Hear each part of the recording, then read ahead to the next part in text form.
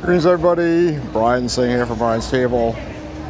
I'm here in Valletta, Malta, and one of the highlights of Valletta is St. John's Cathedral. Let's go and check it out. One of the keys to this is to skip the line. You buy your tickets online before, and you can just walk up, and let's see how quickly I get it.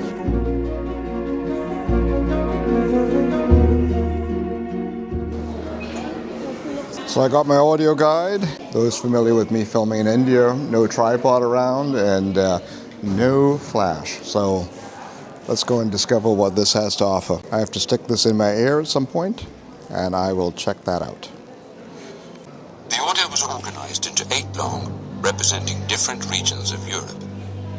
The 8-pointed cross you see displayed on the green pilasters lining the nave represent the 8 long. The knights were noblemen from some of the most important families of Europe. The Order of St. John was founded in Jerusalem in the 11th century during the time of the Crusades as a religious brotherhood to help protect pilgrims to the Holy Land. When Jerusalem fell to the Turks, the knights started to take on a more military role. After having lost their military base in Jerusalem and later in Rhodes, the order was given Malta in 1530 by Emperor Charles V of Spain, under whose crown it fell. The island soon became the stronghold of Christianity, inevitably attracting the attention of the Ottoman Turks. As expected, the Ottomans besieged the island in 1565. That war was, and is still referred to as the Great Siege. The knights, led by their Grandmaster Jean de la Valletta, defeated the Turkish forces, but the Great Siege left its mark. The Order's former residence in Birgu was destroyed, and the Grand Master soon realized that a new fortified city was necessary if the Order was to resist any future Ottoman attacks. So he ordered the building of a new city. The peninsula in the Grand Harbour provided the ideal site. Pride of place in the centre was reserved for the Order's church, which was dedicated to St. John the Baptist, the patron saint of the Order. The building of the church started in limestone and was completed in 1577 by the Order's military architect, Girolamo Casà. The plain facade, flanked by 2 large bell towers, is austere and has the character of a fortress, reflecting the sober mood of the Order after the Great Siege. The nave is 53 meters in length and 15 meters wide, with side chapels on either side. These chapels were assigned to the various longs according to seniority. The French, Italian, and Aragonese long, being predominant, were placed closest to the altar. In its early days, the interior was modestly decorated. It is hard to imagine the church bare of its lavish stone carvings and marble ornamentation, but this is how it remained for almost 100 years. However, the 17th century ushered in the new Baroque style as a result of the Catholic Reformation, and the knights, eager to rival the great churches of Rome, started to embellish St. John's with this flamboyant style, thus transforming it into a celebration of Baroque art. It is the contrast between the plain facade and the exuberant interior that makes St. John's unique. Now, have a look around you and take a moment to observe the marble floor.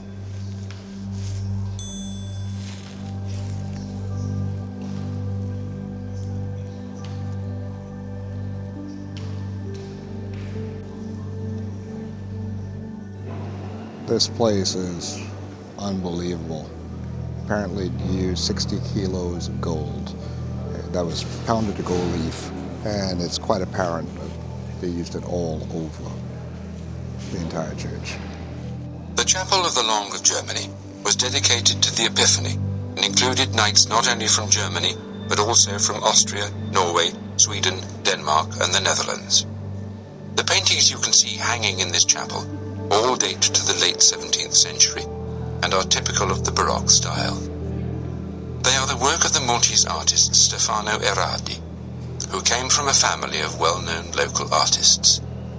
The altarpiece depicts the adoration of the Magi. This is the moment when, according to the Bible, the 3 wise men from the east came to Jerusalem, guided by a bright star to the place of Christ's birth. The delicate decorative effects, such as the group of angels, give it a most pleasing effect. The semicircular paintings in the lunettes high above the passageways depict, on your left, the Nativity of Christ, and on the right, the massacre of the innocent. Look at the walls and observe the intricate designs carved into the soft Maltese stone, showing various types of weapons. They are symbolic of the military role of the order. The double-headed eagle is the emblem of the German law.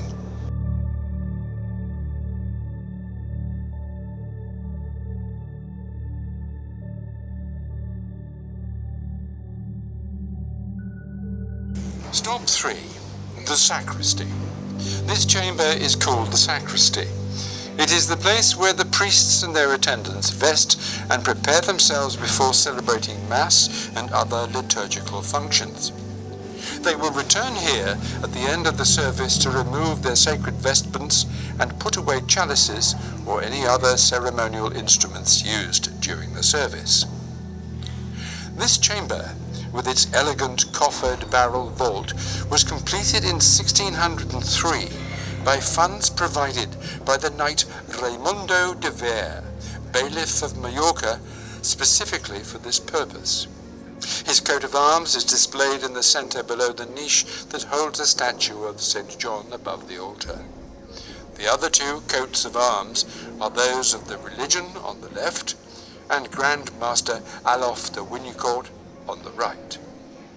The altar painting depicts the flagellation of Jesus Christ, painted by the Florentine artist Stefano Pieri in 1572, who follows the popular iconography for this scene painted by the artist Sebastiano del Piombo, based on a drawing by the famous High Renaissance artist Michelangelo Buonarroti.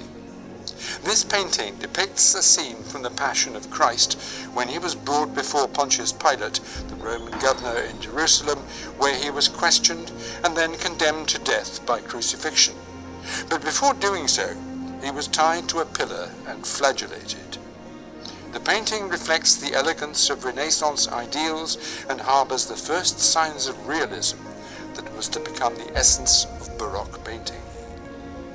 The painting on your left, adjacent to the altarpiece, depicts the portrait of Pope Clement XI by the Maltese artist Alessio Erardi. It was commissioned in 1704 by the conventual chaplains in gratitude for the privilege granted to them by the Pope to wear the violet mozzetta and rocchetto. The mozzetta is a short hooded cape made of red silk worn by monsignors, cardinals and bishops, whilst the rocchetto is a white vestment trimmed with lace and worn in the choir. As you stand facing the altar, on the far end of the right wall, you will find the portrait of Grandmaster Ramon Perelos y Rocaful, with members of the Assembly of the Conventual Chaplains, painted in 1704 by the Maltese painter Alessio Erardi. Hanging from the cornice are flags known as the colours of the battalions of the Royal Malta Regiment and the King's Own Malta Regiment.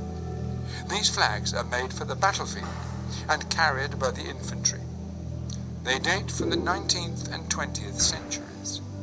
When a regiment was raised, it was presented with its particular regimental colours and consecrated. On disbandment of the regiments, the colours were then laid to rest at St. John's Co-Cathedral. The floors here are amazing. The thing that I least expected to find here. Quite stunning. Every one is an intricate design.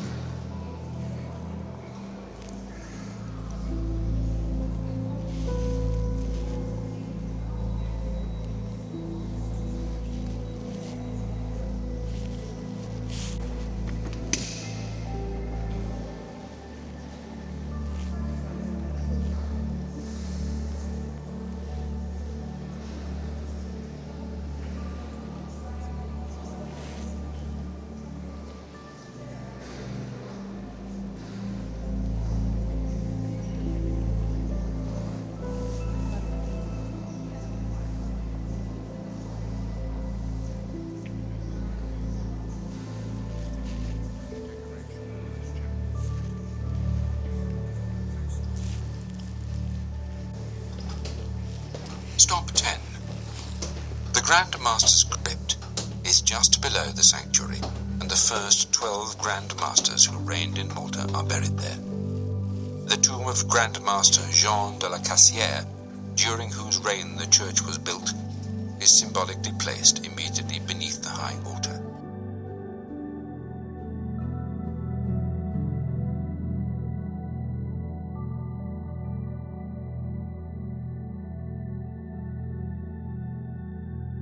As you stand here before you enter the oratory, look at the large wooden cross on your right. This monumental yet graceful crucifix was painted by Polidoro da Caravaggio sometime after 1532, commissioned to replace an earlier cross that originally hung in the old conventual church of the Knights in Vittoriosa. That year, a fire gutted its sanctuary, and many early treasures of the order were lost. The oratory was built as a place of devotion for the young novices. It was started in 1602 and must have been finished by 1605, as records in the archives say that in that year the windows were fitted with glass, then still a rare commodity. The reigning master Davinci Code was looking for an artist to embellish the new palaces and the conventual church, and to produce a painting of the martyrdom of St. John, the patron of the order, for the young novices to meditate on, and to impress on their young minds the devotion required to be a virtuous knight. This is supposed to be the money shot here, the Caravaggio room. Let's go in and check it out. The painting of St. Jerome. It could be that Caravaggio was commissioned the painting of St. Jerome directly by Fra Ippolito Malaspina, an important Italian knight, and was intended to adorn the walls of his house in Valletta. Caravaggio depicts the saint as an old man yet grave and dignified. It is one of the most personal and introspective works he produced in this period. St. Jerome is best known for translating the Bible from Greek into Latin. Here he is seated perched on the edge of his bed, writing. The brilliant flesh tones of his bare chest strike a sharp contrast with the deepening darkness of the background. The weathered flesh of the saint's face and hands contrast with the deep folds of his rich red gown, the only true colour in the painting. On the table is one modest volume in which he writes. Placed close to the edge of the table are a stone, a skull, and a crucifix, reminders of penance, the ephemeral nature of worldliness and meditation. In the background hangs his cardinal hat. The coat of arms are those of Fra Ippolito Malaspina. It was after his death that this painting was donated to the Chapel of Italy, here in the Church of St. John.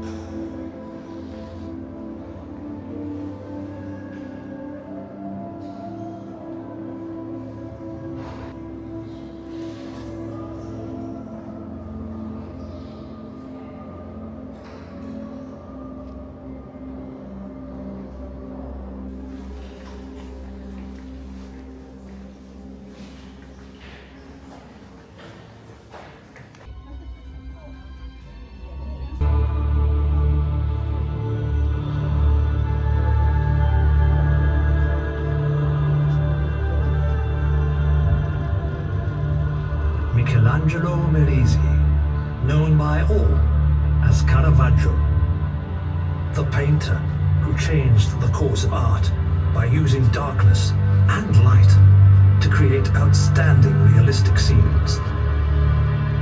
He was known for his fiery temper.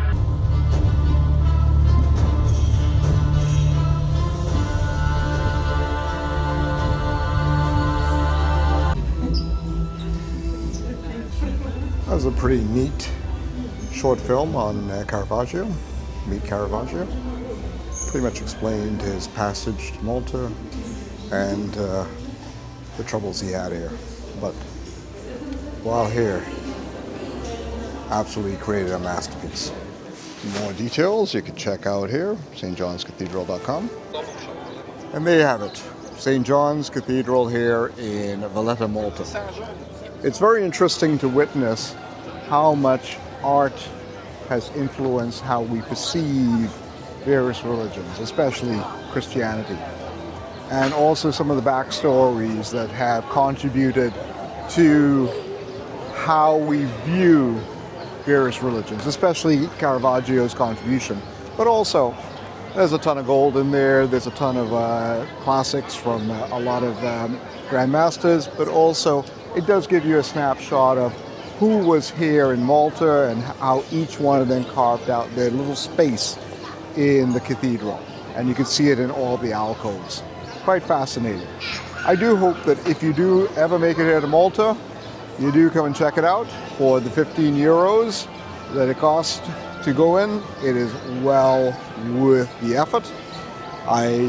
You would not see anything quite like that elsewhere in the world. It is a fascinating trip. It is a fascinating place to visit, and also will help give you a sense of how much religion and the role of the church has played in the history of Malta. And also because how everybody carved out their space there, their contribution to Maltan culture and cuisine. Always got to tie it back to food, don't I? Anyhow, I'm going to go out here and explore a little bit more of Valletta, and if you do make it here, you too can taste the world and experience what Malta has to offer here. Peace, guys.